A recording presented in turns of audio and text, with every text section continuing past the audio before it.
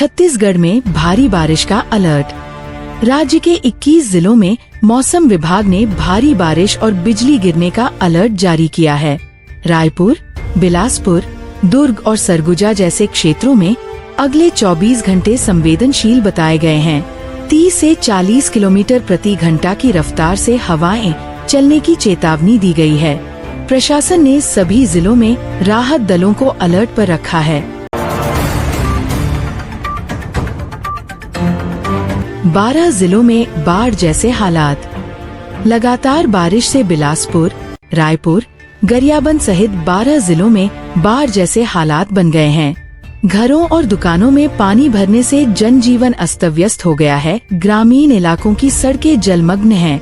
आवागमन ठप हो गया है। प्रशासन द्वारा राहत और बचाव कार्य तेज कर दिए गए हैं। दंतेवाड़ा में 12 नक्सलियों ने किया आत्मसमर्पण। लोन वर्राटू अभियान के तहत दंतेवाड़ा में 12 नक्सलियों ने आत्मसमर्पण किया है। इनमें 9 इनामी नक्सली भी शामिल हैं, जिन पर कुल 28.5 लाख रुपए का इनाम था। अब तक इस अभियान के तहत 1000 से ज्यादा नक्सली सरेंडर कर चुके हैं। सुरक्षा बलों ने इसे बड़ी कामयाबी बताया है। ऑपरेशन ब्लैक फॉरेस्ट की सफलता। दंतेवाड़ा, बीजापुर और सुकमा में ऑपरेशन ब्लैक फॉरेस्ट के तहत 31 नक्सली मारे गए हैं। अप्रैल से मई से चल रहे इस अभियान से नक्सली नेटवर्क कमजोर हुआ है। सीआरपीएफ और डीआरजी की संयुक्त कार्रवाई से जंगल क्षेत्रों में शांति लौटी है। नक्सल प्रभावित गांवों में लोग सरकार की योजनाओं से जुड़ने लगे हैं। हेम्प खेती की याचिका खारिज। छत्तीसगढ़ हाई कोर्ट ने औद्योगिक भांग हेम्प की खेती को लेकर दायर याचिका खारिज कर दी। कोर्ट ने नशे के बढ़ते मामलों पर चिंता जताते हुए कहा, यह समाज के लिए खतरनाक हो सकता है। याचिकाकर्ता ने भांग को आयुर्वेदिक और रोजगार का स्रोत बताया था, लेकिन कोर्ट ने जनहित में इसे मंजूरी नहीं दी। कृषि उन्नत योजना की शुरुआत। राज्य सरकार ने किसानों के लिए कृषि उन्नत योजना की घोषणा की है। इस योजना के तहत किसानों को प्रति एकड़ 15,331 रुपए की सहायता राशि दी जाएगी। धान, मक्का, अरहर समेत प्रमुख फसलों को शामिल किया गया है। पंजीकृत किसान पोर्टल पर आवेदन कर सकते हैं। बारिश से रोपाई को मिली गति। लगातार हो रही बारिश से खेतों में नमी बनी हुई है। धान की रोपाई का काम समय पर शुरू हो गया है। किसानों ने कहा कि इस बार अच्छी पैदावार की उम्मीद है। कृषि विभाग भी फील्ड विजिट कर स्थिति का जायजा ले रहा है। कुएं में दम घुटने से 2 की मौत। बिलासपुर जिले में कुएं में मेंढक निकालने गए युवक की दम घुटने से मौत हो गई।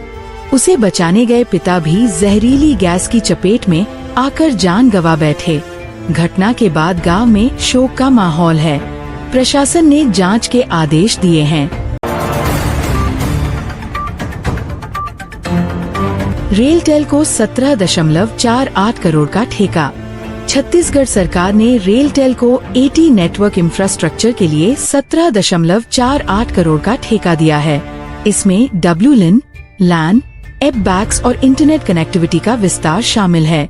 सरकारी कार्यालयों में डिजिटल सेवाएं बेहतर होंगी।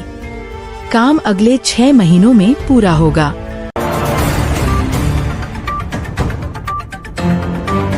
रायपुर नया रायपुर एक्सप्रेसवे का निर्माण। 12.7 किलोमीटर लंबा रायपुर नया रायपुर एक्सप्रेसवे जल्द ही जनता के लिए खोल दिया जाएगा।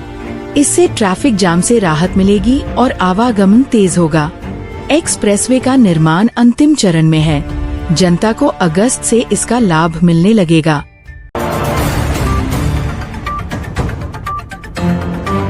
रायपुर विजाग एक्सप्रेसवे प्रगति पर। 464 किलोमीटर लंबे रायपुर विशाखापत्तनम एक्सप्रेसवे का काम तेजी से चल रहा है। यह औद्योगिक, व्यापारिक और पर्यटन क्षेत्र के लिए बेहद लाभकारी होगा। 2025 के अंत तक इसका पहला चरण पूरा होने की उम्मीद है। इससे दोनों राज्यों की कनेक्टिविटी बेहतर होगी।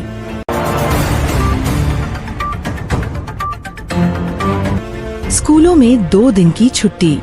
राजनांदगांव, दुर्ग, कांकेर समेत कई जिलों में भारी बारिश के कारण स्कूल बंद कर दिए गए। 9 और 10 जुलाई को कलेक्टर ने अवकाश घोषित किया है। आंगनबाड़ी केंद्र भी बंद रहेंगे। छात्रों और अभिभावकों को राहत मिली है।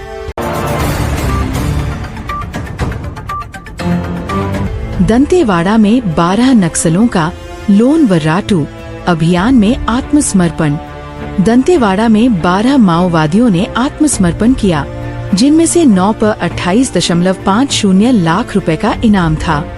लोन वर्राटू अभियान जून 2020 में शुरू हुआ था और अब तक 1,000+ नक्सली हथियार छोड़ चुके हैं। सुरक्षा एजेंसियों ने इसे सुरक्षा माहौल के बेहतर होने की दिशा में एक बड़ी सफलता बताया। आत्मसमर्पित नक्सलियों को पुनर्वास एवं पुनर्संयोजन योजनाओं के अंतर्गत सहायता दी जाएगी।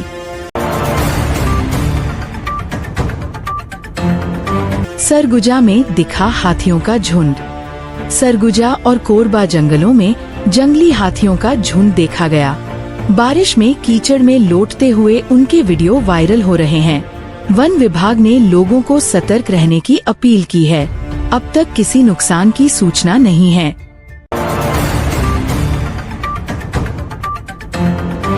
मैनपाट में बुद्ध प्रतिमा का अनावरण।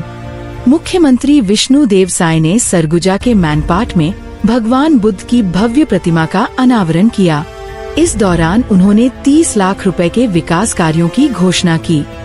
पर्यटन और होमस्टे को बढ़ावा देने की योजना है। स्थानीय संस्कृति को राष्ट्रीय पहचान मिलने की उम्मीद है। दलाई लामा के जन्म दिवस पर विशेष आयोजन। मैनपाट में दलाई लामा के 90वें जन्म दिवस पर मुख्यमंत्री विष्णुदेव साय ने पौधारोपण किया।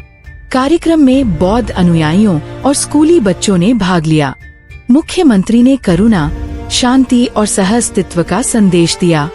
सरकार ने यहाँ पर्यटन केंद्र विकसित करने का ऐलान किया।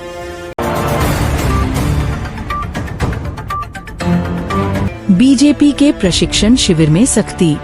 मैनपाट में चल रहे बीजेपी प्रशिक्षण शिविर में मोबाइल फोन प्रतिबंधित कर दिए गए। मुख्यमंत्री, सांसद और विधायकों के फोन बाहर रखवाए गए।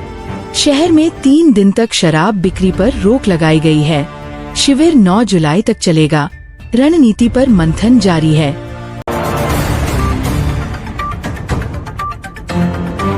सब्जियों के दाम हुए दोगुने। बिलासपुर और दुर्ग में भारी बारिश के कारण भिंडी, टमाटर और आलू के दाम आसमान छूने लगे हैं। थोक में 50 रुपए किलो बिक रही भिंडी खुदरा में 80 रुपए तक पहुंची। सब्जी विक्रेताओं का कहना है कि सप्लाई बाधित है। ग्राहकों की जेब पर महंगाई का असर साफ दिख रहा है।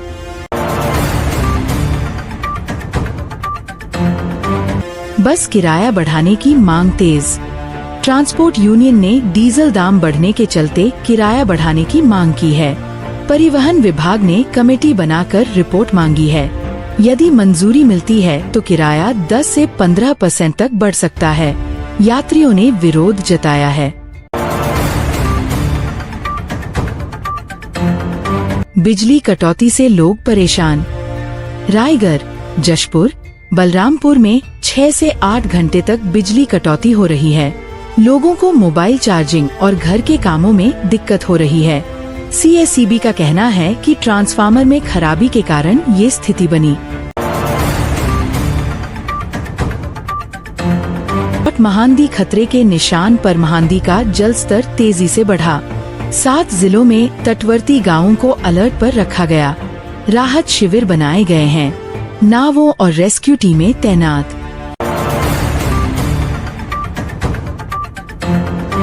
ई-गवर्नेंस को बढ़ावा। राज्य सरकार ने 200 नए CSC कॉमन सर्विस सेंटर्स खोलने की घोषणा की है। इनसे ग्रामीण इलाकों में ऑनलाइन सेवाएं उपलब्ध कराई जाएंगी। जाति, निवास, आय प्रमाण पत्र आदि की सुविधा डिजिटल होगी। इससे युवाओं को रोजगार भी मिलेगा।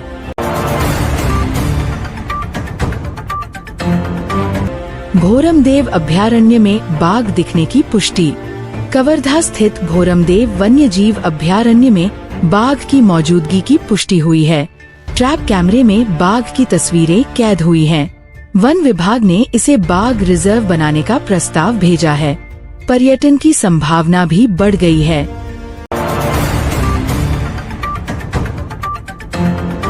झोला छाप डॉक्टर पर कार्रवाई। रायपुर के उरला इलाके में एक झोला छाप डॉक्टर पर प्रशासन ने छापा मारा। बिना डिग्री इलाज करने और एक्सपायर दवाइयां बेचने का आरोप है। क्लिनिक सील कर दिया गया है और केस दर्ज किया गया है। CMHO ने सतर्कता अभियान की बात कही है। युवाओं को मिलेगा रोजगार प्रशिक्षण। राज्य सरकार की रोजगार सेतु योजना के तहत युवाओं को निशुल्क प्रशिक्षण दिया जाएगा।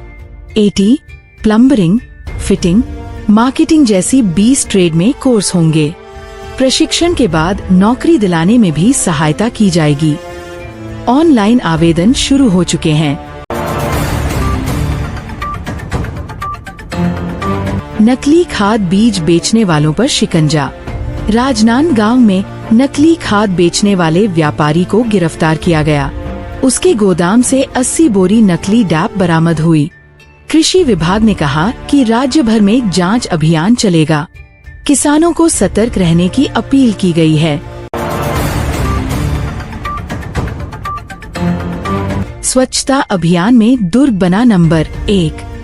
स्वच्छता सर्वेक्षण 2025 में दुर्ग को छत्तीसगढ़ में प्रथम स्थान मिला है। नगर निगम ने कचरा प्रबंधन और नाली सफाई में बेहतर प्रदर्शन किया। रायपुर को दूसरा और भिलाई को तीसरा स्थान मिला। मुख्यमंत्री ने टीम को बधाई दी है।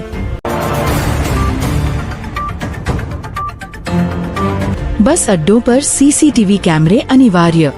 परिवहन विभाग ने सभी जिलों के बस स्टैंड में CCTV कैमरा लगाने का आदेश जारी किया है।